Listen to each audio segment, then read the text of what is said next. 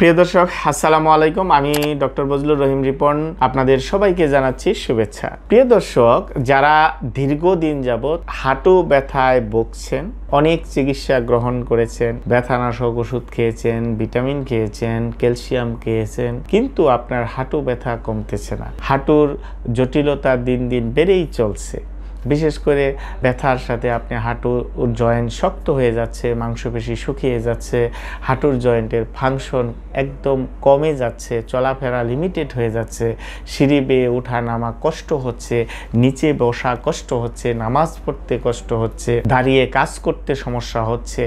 এই ধরনের কষ্ট যারা পাচ্ছেন বা সমস্যায় যারা ভুগছেন, তাদের প্রতি পরামর্শ থাকবে আপনারা যত দ্রুত সম্ভব একজন বিশেষজ্ঞ ফিজিওথেরাপি চিকিৎসকের পরামর্শ নিয়ে আপনারা ফিজিওথেরাপি চিকিৎসা গ্রহণ করতে পারেন। কারণ হচ্ছে যে এই যে দীর্ঘ সময়ের হাঁটু ব্যথা, এই ব্যথার মূল কারণ কিন্তু দেখা যায় যে ডিজেনারেটিভ চেঞ্জ বা অস্টিওআর্থ্রাইটিস।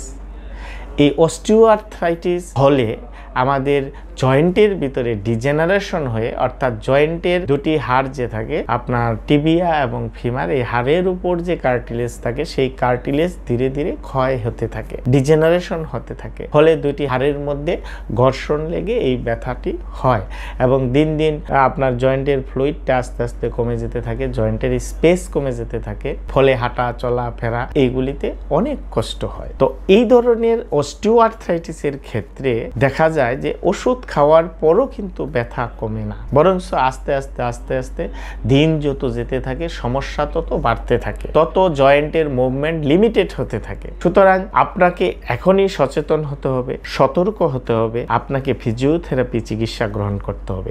আপনি কেন ফিজিওথেরাপি চিকিৎসা গ্রহণ করবেন? কারণ হচ্ছে যে এই জয়েন্টের ডিজেনারেটিভ প্রসেসটাকে স্লো করার জন্য, গতিটাকে কমানোর জন্য আপনাকে অবশ্যই ফিজিওথেরাপি চিকিৎসা করতে হবে।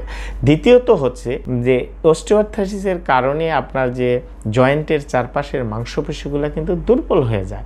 সুতরাং এই দুর্বল মাংসপেশিগুলোকে শক্তিশালী করতে হবে, কারণ আমাদের শরীরের বডি ওয়েট কিন্তু আমাদের এই জয়েন্টের উপর দিয়েই ট্রান্সফার হয়। সুতরাং আমাদের মাংসপেশি যদি দুর্বল থাকে তাহলে কিন্তু জয়েন্টের উপর চাপ বেশি পড়বে। সুতরাং জয়েন্টের উপর চাপটাকে কমানোর জন্য আমাদের মাংসপেশিগুলোকে ফিজিওথেরাপির মাধ্যমে বা এক্সারসাইজের মাধ্যমে আমাদের শক্তিশালী করতে হবে। আরেকটি বিষয় হলো, যাদের ক্ষেত্রে দীর্ঘদিন যাবত অস্টিওআর্থ্রাইটিস থাকে তাদের ক্ষেত্রে কিন্তু জয়েন্টের মুভমেন্টটা লিমিটেড হয়ে যায়, অর্থাৎ জয়েন্টের ভিতরে স্টিফনেস দেখা দেয়। এই স্টিফনেস দূর করার জন্য, মুভমেন্টটাকে বাড়ানোর জন্য আমাদের বিভিন্ন ধরনের ম্যানুয়াল থেরাপি, বিশেষ করে জয়েন্ট মোবিলাইজেশন থেরাপি আমাদের খুবই কার্যকরী, জয়েন্টটাকে অ্যাক্টিভ রাখার জন্য, মুভমেন্ট রাখার জন্য, ফাংশনটাকে বাড়ানোর জন্য। সুতরাং আপনার এই জয়েন্ট মুভমেন্ট বাড়ানো বা জয়েন্টের রেঞ্জ অফ মুভমেন্ট বাড়ানো, এটা কিন্তু শুধু ওষুধ দিয়ে সম্ভব নয় এবং এটি অবশ্যই আপনাকে ফিজিওথেরাপির মাধ্যমে করতে হবে। এবং আপনি যদি নিয়মিত ফিজিওথেরাপি করেন তাহলে আপনার কিন্তু ডিজেনারেটিভ প্রসেসটা স্লো হয়ে যাবে, আপনার ব্যথাটা কমে যাবে, মাংসপেশিটা শক্তিশালী হবে, জয়েন্টের ফাংশনটা, রেঞ্জ অফ মুভমেন্টটা বেড়ে যাবে, মুভমেন্ট বেড়ে যাবে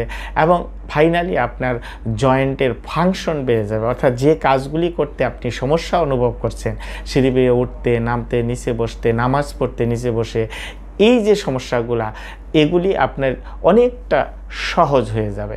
এবং ফাইনালি যদি আমরা বলি, আপনি যদি নিয়মিত ফিজিওথেরাপি চিকিৎসা গ্রহণ করেন তাহলে কিন্তু বাড়িতে যদি নিয়মিত এক্সারসাইজ করেন ফিজিওথেরাপি চিকিৎসকের পরামর্শ অনুযায়ী, তাহলে কিন্তু ভবিষ্যতে আপনার ডিসেবিলিটির চান্সটা অনেকাংশে কমে যাবে। সুতরাং দর্শক, আপনারা যারা দীর্ঘদিন যাবৎ এই ধরনের হাঁটু ব্যথায় ভুগছেন কিন্তু কোনো চিকিৎসাতেই আপনার সফলকাম হতে পারছেন না, তাদের প্রতি পরামর্শ থাকবে আপনারা একজন বিশেষজ্ঞ ফিজিওথেরাপি চিকিৎসকের পরামর্শ অনুযায়ী আপনি ফিজিওথেরাপি চিকিৎসা গ্রহণ করলে আশা রাখি আপনার হাঁটু ব্যথা কমে যাবে, হাঁটুর ফাংশন ভালো হবে এবং আপনার আলটিমেটলি ডিসেবিলিটি প্রিভেনশন হবে। তো প্রিয় দর্শক, আপনাদের ধন্যবাদ সবাইকে। কথা হবে পরবর্তীতে অন্য কোনো বিষয় নিয়ে। সে পর্যন্ত আমাদের সাথেই থাকবেন। আসসালামু আলাইকুম।